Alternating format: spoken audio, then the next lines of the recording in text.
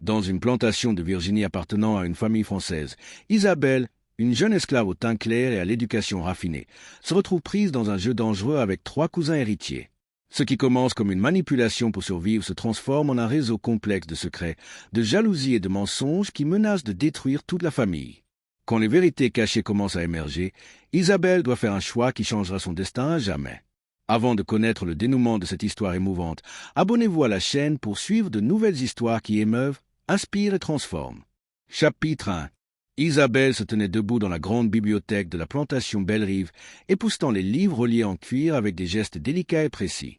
Elle avait 23 ans, la peau couleur miel, des yeux noisettes perçants et des cheveux noirs ondulés qu'elle gardait soigneusement attachés sous un foulard de coton blanc. Contrairement aux autres esclaves qui travaillaient dans les champs de tabac, Isabelle servait dans la grande maison, privilège qui lui valait à la fois l'envie et le respect des autres. La plantation Belle-Rive appartenait à la famille Duchamp, des Français qui avaient émigré en Virginie 2 générations auparavant. Le patriarche, M. Édouard Duchamp, était mort l'année précédente, laissant la propriété à ses 3 neveux, Lucien, Antoine et Philippe, tous 3 dans la vingtaine. Les 3 cousins vivaient ensemble dans la grande maison coloniale, gérant conjointement l'héritage familial en attendant qu'il soit officiellement divisé. Isabelle appela une voix douce depuis l'entrée de la bibliothèque. Elle se retourna pour voir Lucien Duchamp, l'aîné des 3 cousins. Il avait 28 ans, des cheveux châtains soigneusement coiffés, des yeux bleus mélancoliques, et portait toujours des vêtements élégants. Il était le plus raffiné des 3, amateur de poésie et de philosophie. « Oui, monsieur Lucien ?» répondit Isabelle en baissant respectueusement les yeux. « J'ai besoin que tu m'apportes du thé dans mon bureau ce soir. Vers 9 heures, quand mes cousins seront couchés. J'ai des documents importants à réviser. » Isabelle comprit immédiatement ce que cette demande signifiait vraiment. Cela faisait 6 mois que Lucien l'avait appelé pour la première fois dans son bureau sous un prétexte similaire. Cette nuit-là, il lui avait avoué qu'il se sentait seul, qu'il admirait son intelligence et sa beauté.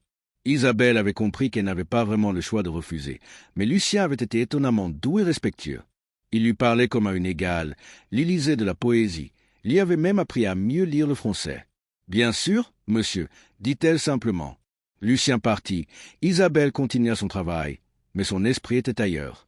Elle pensait à Antoine, le 2e cousin, qui avait 26 ans. Il était plus fougueux que Lucien, avec des cheveux noirs et des yeux verts intenses. Antoine l'avait approché il y a 4 mois, ne sachant rien de sa relation avec Lucien. Il était possessif et passionné, lui offrant de petits cadeaux qu'elle devait cacher soigneusement.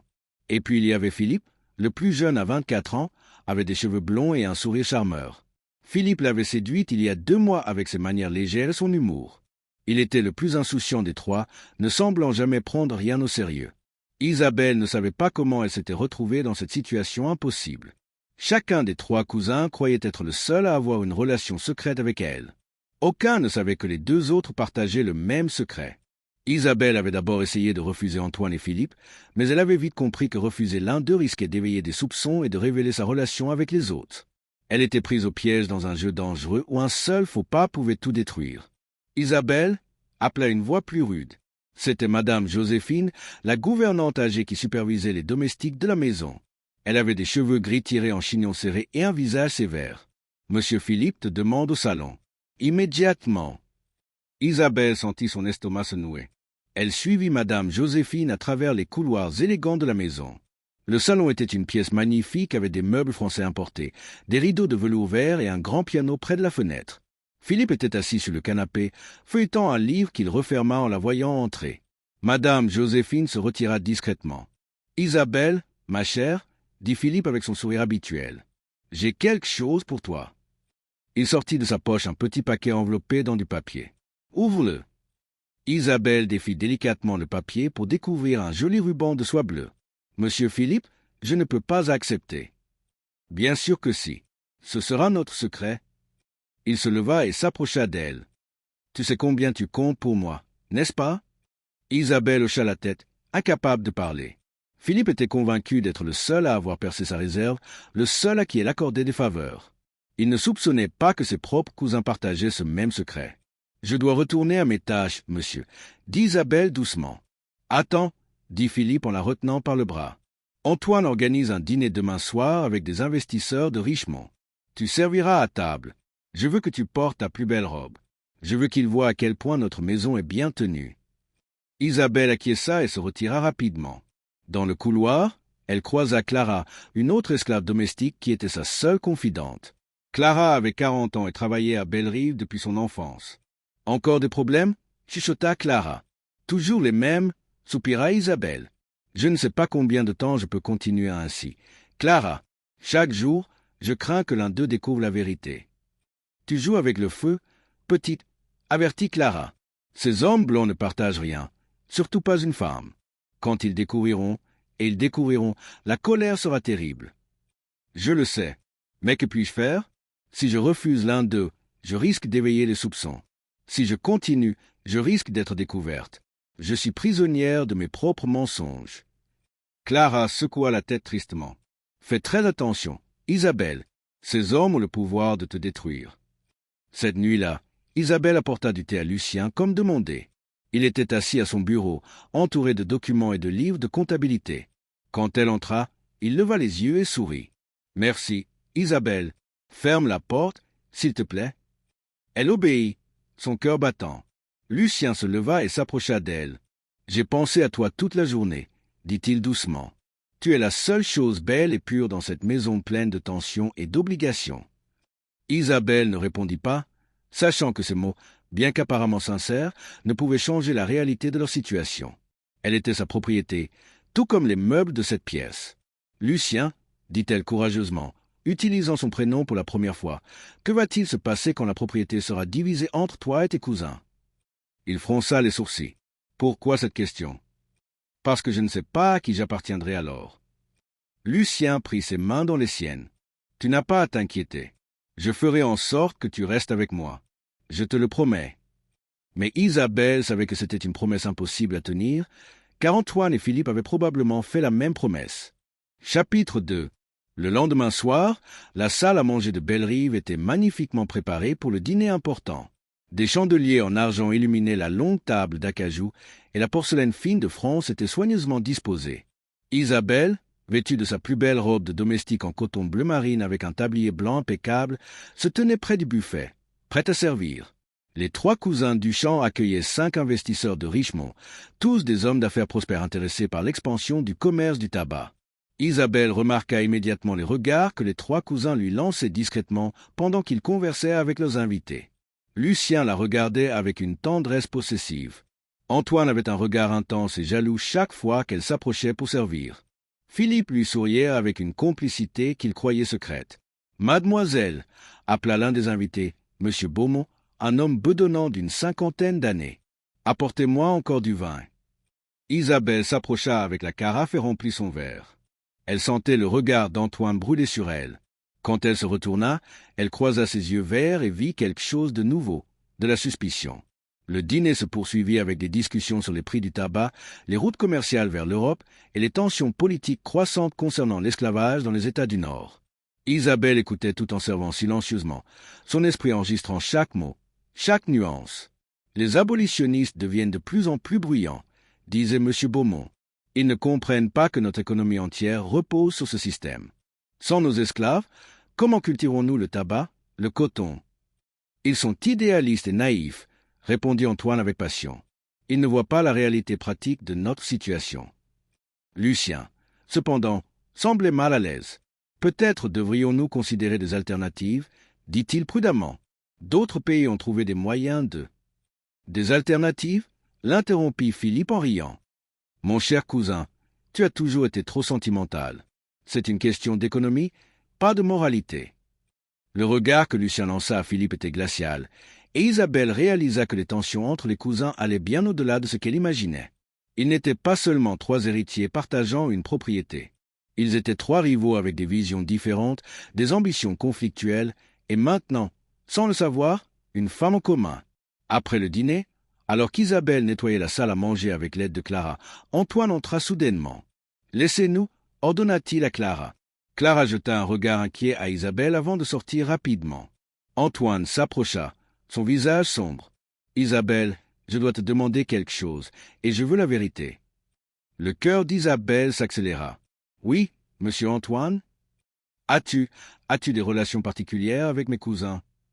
Isabelle sentit le sol se dérober sous ses pieds. « Monsieur, Je ne comprends pas ce que vous voulez dire. Ne me mens pas. La voix d'Antoine monta. J'ai remarqué comment Lucien te regarde. Et Philippe aussi. Dis-moi la vérité. Isabelle baissa les yeux, cherchant désespérément une réponse qui ne révélerait pas tout. Monsieur Antoine, vous imaginez des choses. Je suis juste une domestique qui fait son travail. Antoine la saisit par les épaules. Je ne suis pas stupide, Isabelle. Je vois la façon dont il te regarde. Mais tu es à moi, comprends-tu? À moi?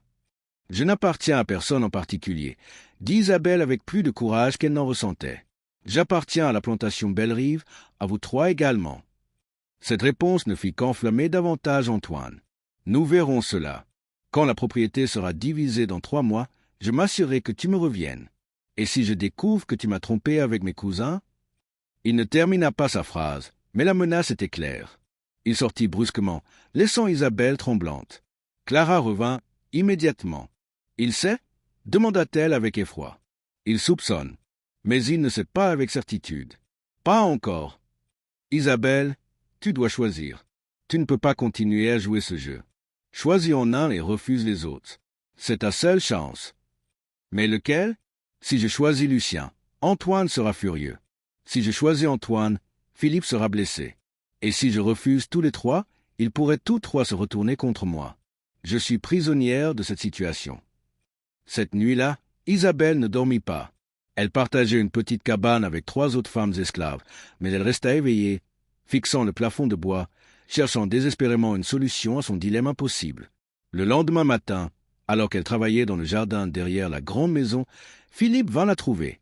Il semblait agité, nerveux. « Isabelle, nous devons parler.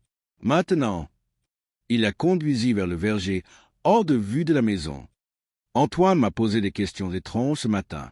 Sur toi, il m'a demandé si j'avais remarqué quelque chose d'inhabituel dans ton comportement. » Isabelle sentit la panique monter. « Que as-tu répondu? » ?»« J'ai dit que tu étais une excellente domestique. Rien de plus.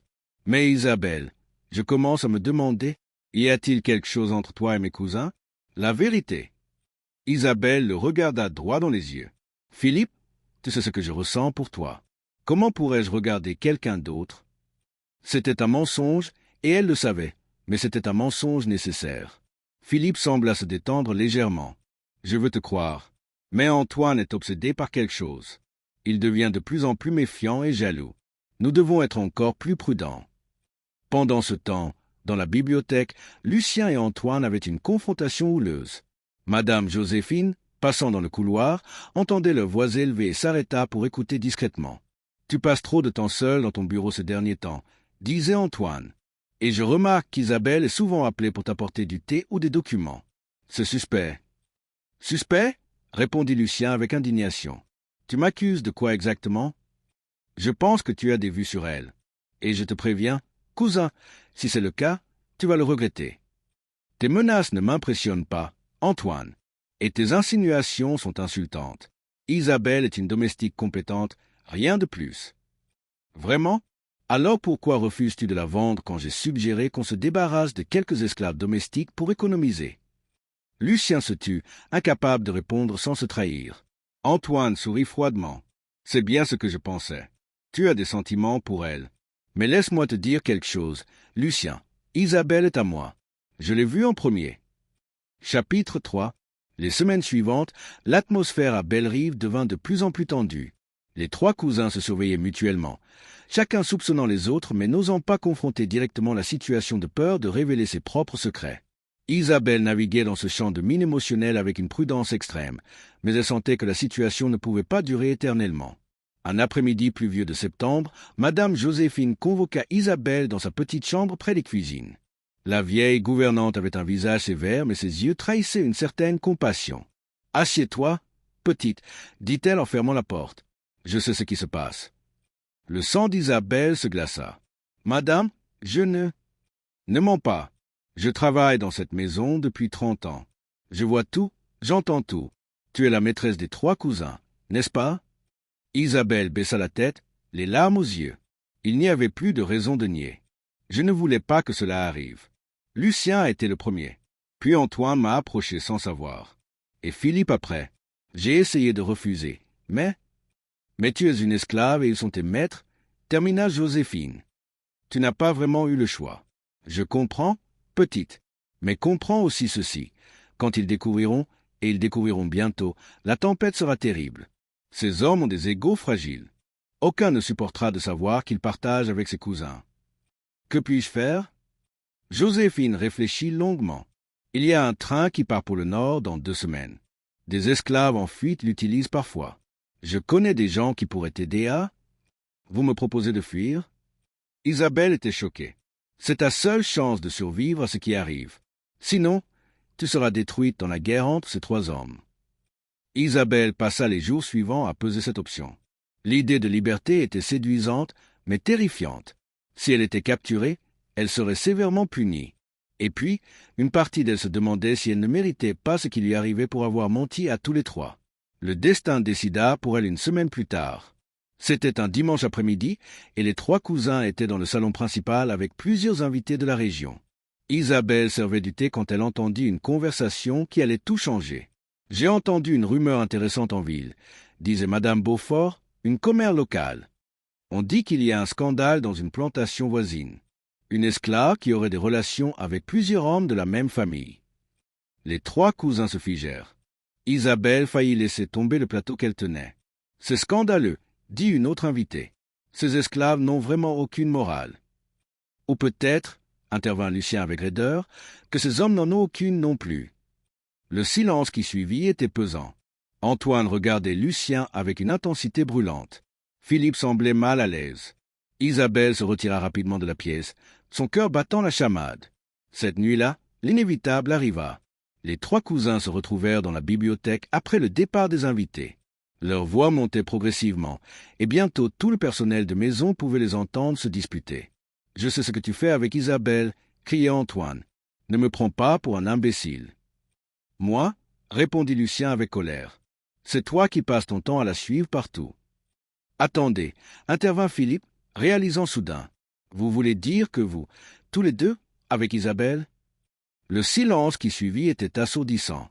Puis, lentement, la vérité émergea. Les 3 cousins réalisèrent qu'ils avaient tous 3 été les amants d'Isabelle, chacun croyant être le seul.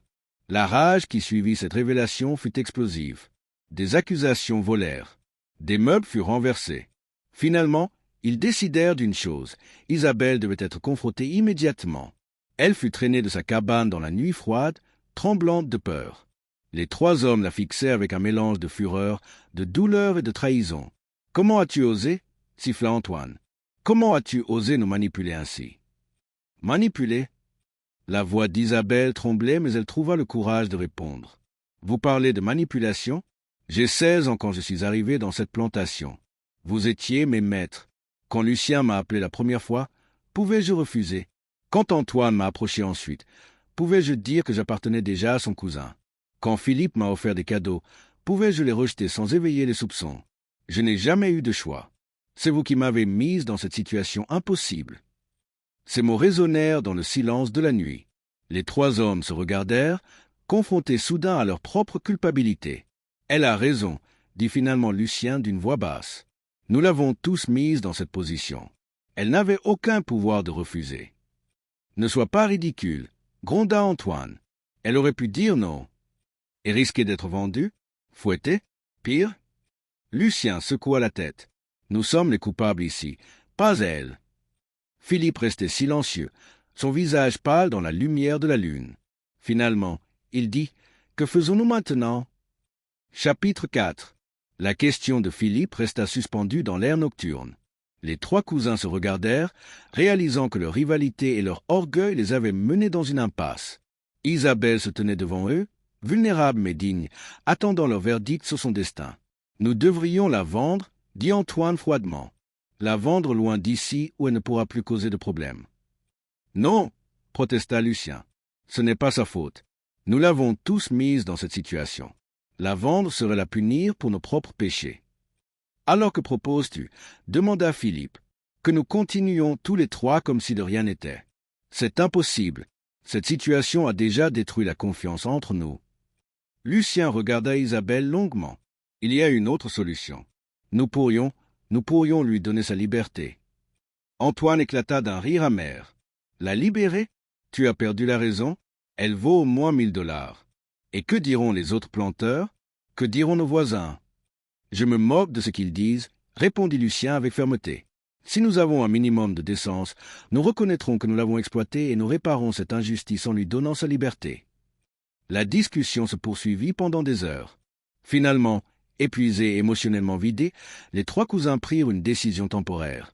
Isabelle serait confinée à sa cabane pendant qu'ils réfléchissaient à une solution permanente. Elle ne devait parler à personne de ce qui s'était passé. Les jours suivants furent un cauchemar pour Isabelle. Enfermée dans sa cabane, nourrie par Clara qui lui apportait secrètement de la nourriture, elle ne savait pas ce qui l'attendait. Serait-elle vendue? Libérée? Punie? L'incertitude était une torture en soi. Clara lui apportait aussi des nouvelles de ce qui se passait dans la grande maison. Les 3 cousins ne se parlent presque plus, rapportait-elle. Lucien passe ses journées dans son bureau, refusant de voir qui que ce soit. Antoine boit beaucoup et devient violent avec les autres esclaves. Philippe semble perdu, ne sachant plus à qui faire confiance. « Tout cela est ma faute », murmurait Isabelle. « Non, petite, c'est leur faute. Ils t'ont mise dans une position impossible. Maintenant ils paient pour leur arrogance. » Une semaine après la confrontation, Madame Joséphine vint secrètement visiter Isabelle. Les cousins ont pris une décision, annonça-t-elle gravement. Ils vont diviser la plantation plus tôt que prévu. Chacun prendra sa part et ira vivre séparément. Lucien a insisté pour que tu fasses partie de sa part, et les 2 autres ont accepté à condition de ne plus jamais te voir. Isabelle sentit un mélange de soulagement et d'appréhension. Que va-t-il se passer? Lucien projette de partir pour le nord, vers la Pennsylvanie où les lois sont différentes. Il dit qu'il veut te libérer là-bas où c'est légal et accepté. Il ferait vraiment cela? Je pense que oui. Cette situation l'a changé. Il réalise maintenant les horreurs du système dans lequel il a grandi. Mais méfie-toi, Isabelle. Antoine est furieux de cet arrangement. Il pourrait essayer quelque chose avant que Lucien ne parte. L'avertissement de Joséphine s'avéra prophétique. 2 nuits plus tard, Isabelle fut réveillée par des bruits à l'extérieur de sa cabane. Antoine se tenait là avec 2 hommes qu'elle ne reconnaissait pas, des marchands d'esclaves à l'apparence brutale. « Antoine, qu'est-ce que tu fais ?» demanda Isabelle avec terreur. « Je corrige une erreur, » dit-il froidement. « Lucien est trop faible pour faire ce qui doit être fait. Ces hommes vont t'emmener loin d'ici, vers le sud, où tu seras vendu dans une plantation de coton. Tu ne reverras jamais Belle-Rive. » Isabelle tenta de crier, mais l'un des hommes la bâillonna. Elle luttait désespérément tandis qu'il la traînait vers une charrette couverte. Mais ses cris étouffés furent entendus par Clara qui dormait dans la cabane voisine. Clara courut immédiatement vers la grande maison et frappa violemment à la porte du bureau de Lucien. « Monsieur Lucien, vite, Antoine emmène Isabelle, des marchands d'esclaves. » Lucien bondit de son lit, enfila rapidement des vêtements et courut vers les cabanes. Il arriva juste à temps pour voir la charrette commencer à s'éloigner. « Arrêtez !» cria-t-il. « Arrêtez immédiatement !» Antoine émergea de l'ombre. « Reste en dehors de ça. Lucien, c'est terminé. Tu n'as pas le droit. Nous avions un accord. Elle fait partie de ma part de la propriété. Un accord que je n'ai jamais vraiment accepté. » Antoine fit signe au marchand de continuer. Mais Lucien ne recula pas. Il saisit la bride du cheval, tirant la charrette. « Je te préviens, Antoine, si tu ne la libères pas immédiatement, j'irai voir les autorités. Je leur dirai tout. Notre relation avec elle, tout. »« Tu ne ferais pas ça ?» dit Antoine, mais sa voix trahissait une incertitude. « Et c'est moi. Je suis prêt à ruiner ma propre réputation si c'est nécessaire pour la sauver. Es-tu prêt à accepter ce scandale public ?» Les 2 cousins se fixèrent dans un duel de volonté.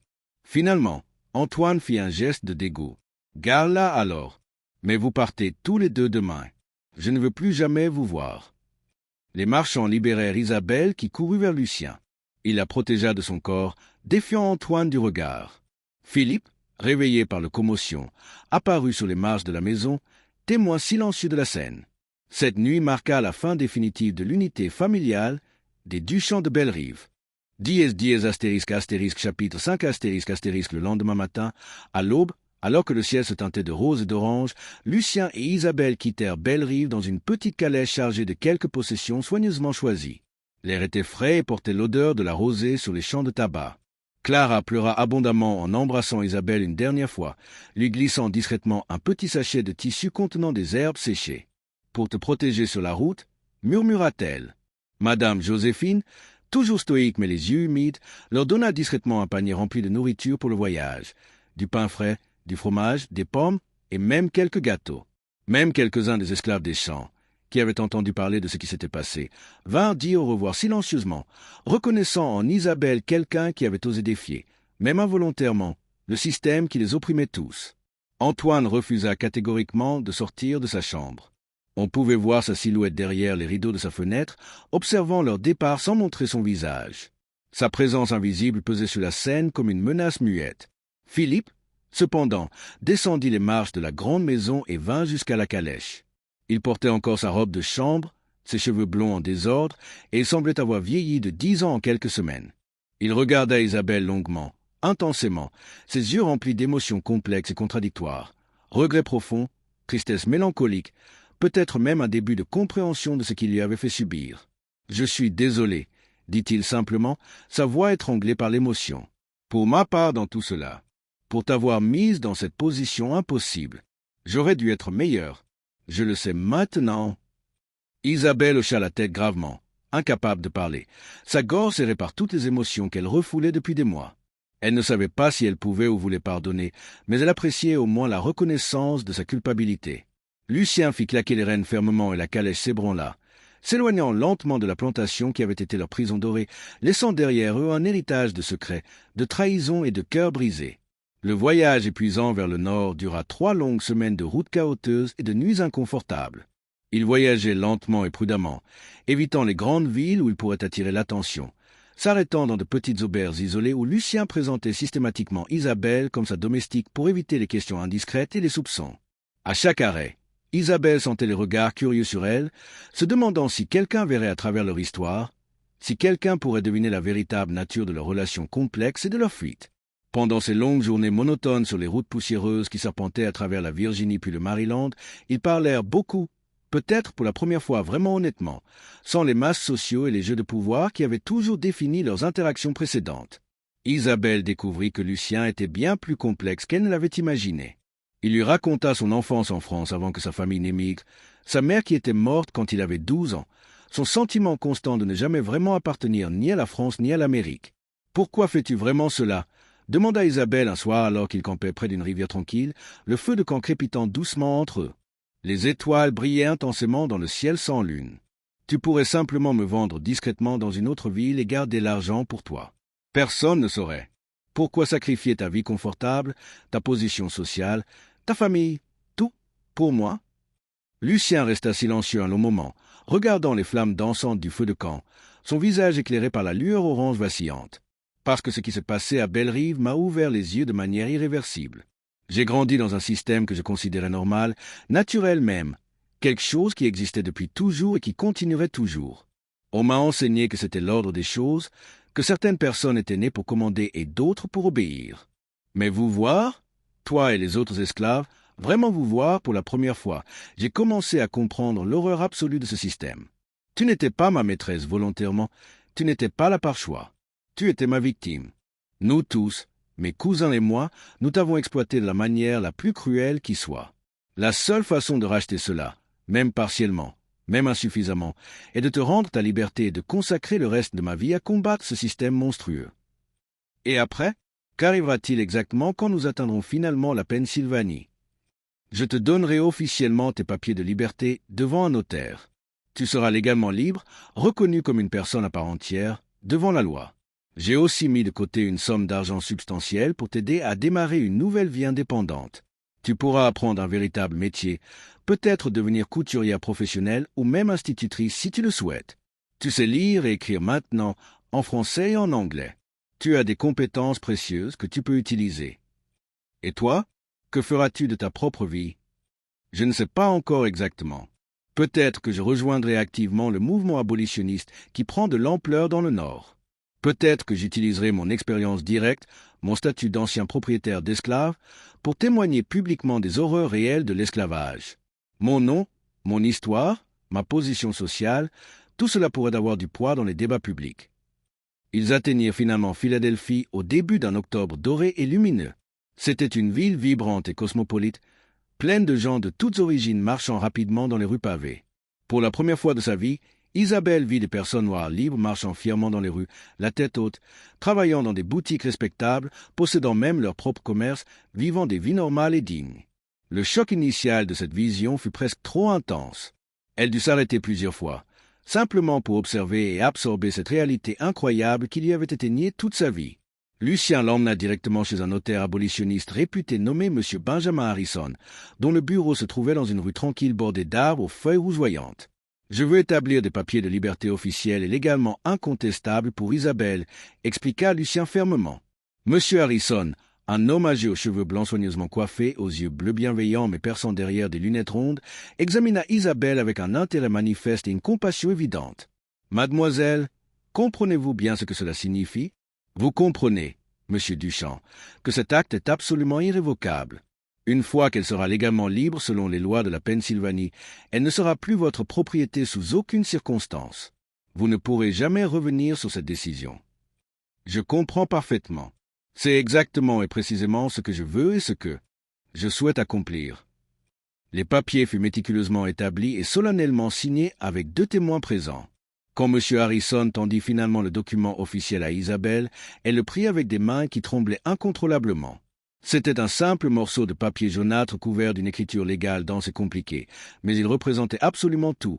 Sa liberté retrouvée, son humanité officiellement reconnue par la loi, sa capacité enfin acquise de choisir son propre destin sans la permission de personne. « Je ne sais pas comment te remercier adéquatement, » dit-elle à Lucien, les larmes coulant librement sur ses joues. « Ces mots semblent tellement insuffisants. Tu n'as absolument pas à me remercier. Si quelque chose, c'est moi qui devrais passer le reste de ma vie à te demander pardon pour toutes les souffrances physiques et émotionnelles que je t'ai causées, pour toutes les façons dont je t'ai exploité. » Lucien aida patiemment Isabelle à trouver une chambre modeste mais propre et confortable dans une pension respectable, tenue par une veuve abolitionniste énergique nommée Madame Eleanor Porter, une femme d'une 50aine d'années aux cheveux gris et au sourire chaleureux qui accueillait régulièrement des anciens esclaves libérés. Il lui donna aussi une bourse contenant une somme d'argent substantielle, plus que ce qu'Isabelle avait jamais vu dans sa vie. « Pour ton avenir, pour tes besoins, pour ta sécurité, » expliqua-t-il simplement. « Que vas-tu faire maintenant, Lucien ?» demanda Isabelle en regardant l'homme qui avait été son maître, son amant et maintenant son libérateur. « Je vais rester ici à Philadelphie quelque temps, au moins plusieurs mois. M. Harrison m'a déjà présenté à des membres influents de la société anti-esclavagiste de Pennsylvanie. Ils veulent absolument que je témoigne publiquement de ce que j'ai vu et vécu, de comment le système d'esclavage corrompt inévitablement même ceux qui se croient fondamentalement bons et moraux. Mon histoire, notre histoire tragique, pourrait vraiment aider leur cause et toucher des gens qui restent indifférents. » Les mois suivants s'écoulèrent dans un tourbillon de changements et de découvertes. Isabelle commença courageusement à construire sa nouvelle vie de femme libre. Elle apprit sérieusement la couture professionnelle avec Madame Porter, qui était elle-même une excellente couturière, et elle commença progressivement à travailler pour des clientes payantes, gagnant son propre argent honnêtement pour la première fois de sa vie. Le simple fait de recevoir des pièces en échange de son travail, de pouvoir les garder et les dépenser comme elle le souhaitait, était une expérience enivrante de liberté. Elle assista régulièrement à des réunions abolitionnistes organisées dans différentes églises et salles de la ville où elle rencontra d'autres anciens esclaves qui avaient trouvé la liberté par divers chemins. Certains avaient fui par le chemin de fer clandestin, d'autres avaient été libérés par des maîtres repentants, quelques-uns avaient même réussi à acheter leur propre liberté. Leurs histoires, bien que toutes uniques et différentes, résonnaient profondément avec la sienne, créant un sentiment de communauté et de compréhension mutuelle qu'elle n'avait jamais connu. Lucien, de son côté, tint fidèlement sa promesse avec une détermination impressionnante. Il devint rapidement un orateur régulier et recherché pour la cause abolitionniste, utilisant stratégiquement son statut inhabituel d'ancien propriétaire d'esclaves repentis pour donner du poids et de la crédibilité à ses arguments passionnés.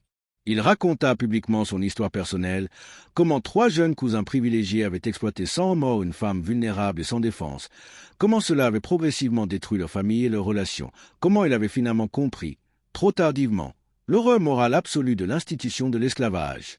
Ces témoignages émouvants attiraient des foules considérables. Les gens étaient fascinés d'entendre un blanc de bonne famille, un ancien maître, dénoncer si catégoriquement le système qui l'avait enrichi. Certains l'admiraient pour son courage moral. D'autres le critiquaient comme un traître à sa classe. Mais personne ne pouvait ignorer son message.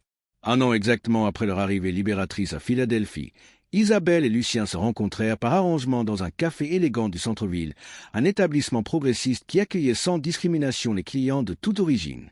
Leur relation avait considérablement et fondamentalement évolué au cours de ces 12 mois intenses. Ils n'étaient définitivement plus maîtres et esclaves, ni même amants compliqués. Ils étaient devenus quelque chose de complètement différent et nouveau, deux personnes à jamais liées par une histoire partagée douloureuse, travaillant chacune à leur propre manière, dans leur propre sphère, pour construire un monde meilleur et plus juste. J'ai reçu une longue lettre de Philippe il y a quelques jours, annonça Lucien en remuant discrètement son café. Il a finalement quitté Bellerive lui aussi. Il dit qu'il ne pouvait tout simplement plus supporter de vivre quotidiennement avec Antoine et l'atmosphère de haine et de ressentiment qui empoisonnait tout. Il est parti pour la France, vers Paris, où il espère recommencer complètement sa vie.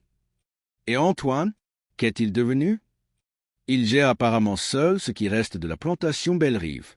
Mais d'après ce que Philippe m'écrit, les affaires vont très mal.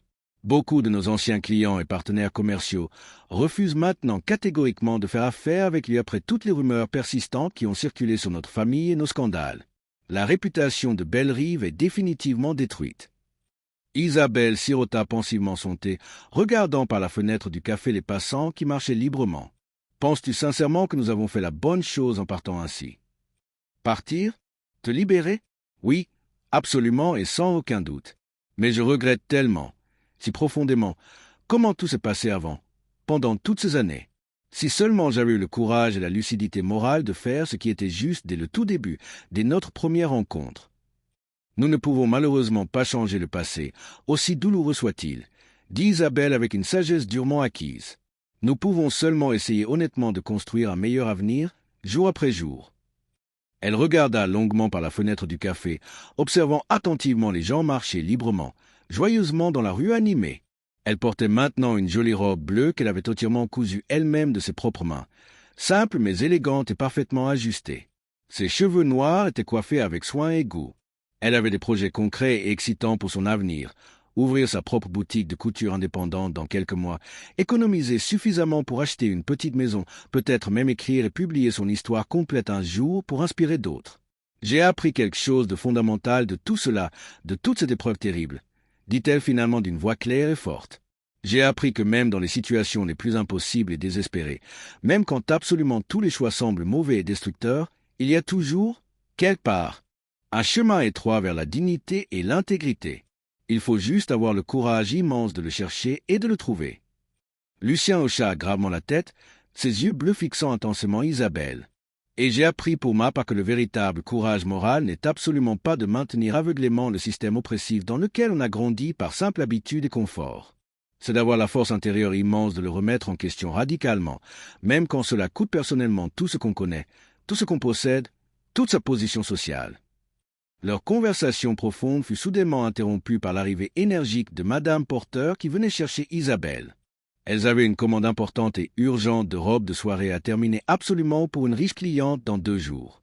Isabelle se leva gracieusement, ajusta soigneusement son châle de laine sur ses épaules et sourit chaleureusement. « Merci, Lucien, pour absolument tout ce que tu as fait. »« Non, Isabelle, c'est moi qui te remercie sincèrement.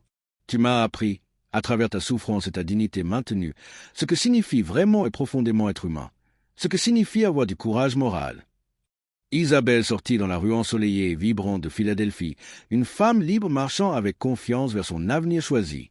Derrière elle restait une histoire incroyablement complexe de manipulation cruelle, d'exploitation systématique, de trahisons multiples, mais aussi miraculeusement de rédemption partielle et de transformation personnelle profonde. Elle avait été la maîtresse secrète simultanée de 3 cousins blancs privilégiés, piégés dans un jeu terriblement dangereux qu'elle n'avait jamais vraiment choisi de jouer. Mais elle avait survécu contre toutes les probabilités, et bien plus que simplement survivre, elle avait trouvé et construit un chemin concret vers la liberté authentique, vers la dignité retrouvée, vers une vie qui lui appartenait enfin. L'histoire tragique et complexe des 3 cousins Duchamp de la plantation Bellerive deviendrait progressivement un exemple souvent cité et analysé dans les cercles abolitionnistes en expansion. Un avertissement puissant et concret sur comment le système brutal d'esclavage corrompait inévitablement absolument tout ce qu'il touchait, détruisant systématiquement les familles des oppresseurs autant que celles des opprimés, empoisonnant toutes les relations humaines, rendant impossible toute véritable moralité ou humanité. Et au centre dramatique de cette histoire déchirante se trouvait Isabelle, dont le courage silencieux et la dignité maintenue dans les circonstances les plus impossibles avaient finalement forcé au moins un homme à confronter douloureusement ses propres démons intérieurs et à choisir consciemment la justice difficile plutôt que le confort égoïste et la complicité passive. 2 ans plus tard, lors d'une grande conférence abolitionniste tenue dans une église bondée de Boston, Isabelle monta elle-même courageusement sur l'estrade pour raconter publiquement son histoire pour la première fois. Sa voix tremblait au début, mais elle gagna progressivement en force et en assurance. Elle raconta tout, la plantation, les 3 cousins, l'impossibilité de ses choix, sa fuite, sa libération, sa nouvelle vie. Quand elle termina, le silence dans l'immense salle était absolu et chargé d'émotion. Puis quelqu'un commença à applaudir, puis un autre, puis toute la salle se leva dans une ovation qui dura plusieurs minutes. Des femmes pleuraient ouvertement. Des hommes serraient les poings avec émotion. Lucien, assis au fond de la salle, pleurait aussi, réalisant pleinement pour la première fois l'immense force intérieure qu'il avait fallu à Isabelle pour survivre et se reconstruire. Après la conférence, une jeune femme noire s'approcha timidement d'Isabelle. « Merci », dit-elle simplement. « Votre histoire m'a donné le courage de raconter la mienne aussi. » Isabelle comprit à cet instant précis que sa souffrance, aussi terrible qu'elle ait été, n'avait pas été complètement vaine. Si son histoire pouvait inspirer ne serait-ce qu'une seule personne à trouver son propre courage, à revendiquer sa propre dignité, alors tout ce qu'elle avait enduré avait finalement un sens, un but, une valeur rédemptrice. Elle regarda vers l'avenir avec un optimisme prudent mais réel. Le système d'esclavage existait toujours, causant des souffrances indicibles à des millions de personnes. Mais il y avait maintenant un mouvement croissant de résistance, de plus en plus de voix s'élevant contre l'injustice. Et elle, Isabelle, ancienne esclave devenue femme libre, faisait partie de ce mouvement. Sa voix comptait. Son histoire comptait. Son existence même était un acte de résistance et d'espoir. Astérisque, astérisque, et ainsi se termine une autre histoire d'époque passée. Abonnez-vous à la chaîne et suivez de nouvelles histoires qui émeuvent, inspirent et transforment.